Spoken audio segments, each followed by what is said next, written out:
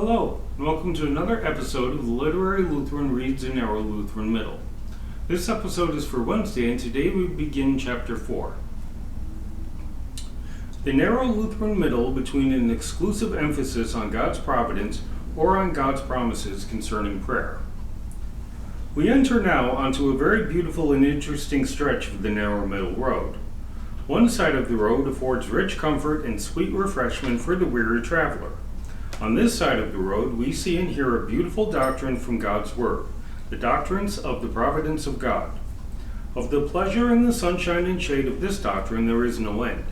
In the sweet refreshment from its fruit there is constant delight.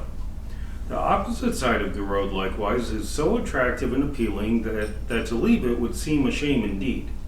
On that side we hear the gracious voice of Jesus inviting us to pray and promising to hear us. So pleasing is his voice in those promises, so enchanting is the prospect of kneeling before him in prayer, that for all the world we could not imagine ever wanting to leave this side of the road either. On this stretch of the road, the ditches on either side lie hidden behind the evident beauty at the edge of the road. The ditches consist chiefly in a failure to pay due attention to the promises of God found on both sides of the road. God wants us to have in rich measure the blessings he offers in both doctrines. But as we should expect, Satan is ever busy in his efforts to spoil the beauty and the blessings of God's word concerning these two doctrines. The devil uses his dear agent Dame Reason to hide some poisonous fruits on one side and stick thorns in the midst of the roses on the other. So then let us consider on this beautiful stretch of the narrow middle road the delights that God offers in both doctrines without overemphasizing one or neglecting the other. Let us consider in each their turn what God has to say in his word about his providence and then what he has to say about prayer. The providence of God. The doctrine of the providence of God deals with what the Bible says about God's gracious rule over history for the benefit of his children. It covers his protection of the church and of his word and sacraments for the creation and preservation of faith. It covers as well and in detail the life, the history of each individual Christian who trusts in Jesus for salvation and eternal life.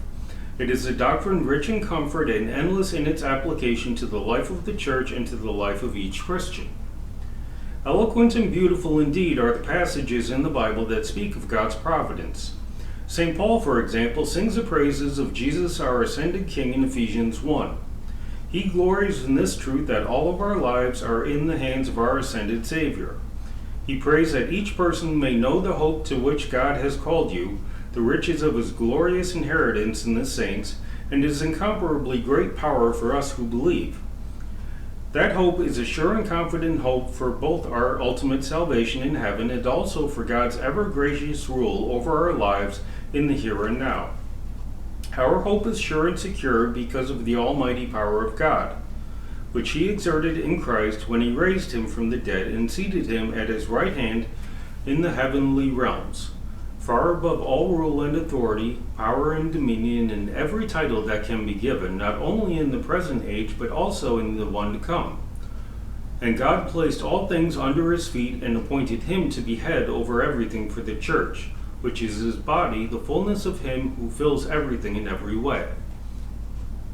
Could there be a more rich and comforting assurance of Christ's care for us than that? Christus pro nobis, Christ for us. That has ever been the great and jubilant cry of the Church as she contemplates the providence of God. God's providence is his gracious rule over everything, rule that he has handed over to Christ our Savior. Christ is exalted on high, total, complete, and full is his rule over time, over history, over governments, over sickness and death and hell itself. And the authority that he has over everything in this world and the next he exercises, as Paul says, for the church. The church is not merely an organization with clergy and laity, officer holders, managers, and buildings. No, the church is his body, the fullness of him who fills everything in every way. His rule is not that of an absent monarch or a distant and disinterested governor. Rather, his rule has each individual fully in his sight as a member of his own mystical body. His attention and his care are not divided into fractions so that you and I have perhaps a billionth part of his attention. and that only for a moment. No, it is His undivided attention that we enjoy every moment of our lives. Indeed, the apostle reminds us in an earlier part of the chapter that Christ's eye and His mind, His heart, and His attention were devoted to us as individuals even before the world began in eternity. Glory be to the Father, and to the Son, and to the Holy Spirit, as it was in the beginning, is now, and will be forever. Amen.